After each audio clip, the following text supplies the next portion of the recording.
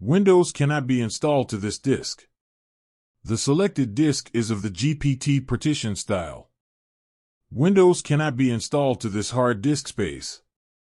The partition contains one or more dynamic volumes that are not supported for installation. Are you getting these kind of errors? Don't worry, I will help with how to fix it.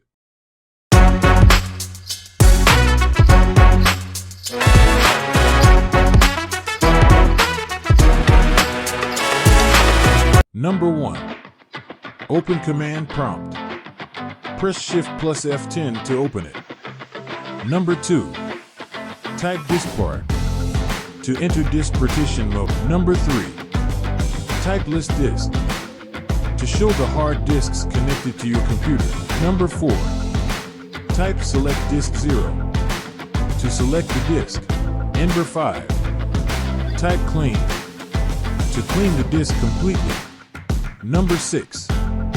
Type convert MBR to change the partition style from GPT to MBR. Number 7.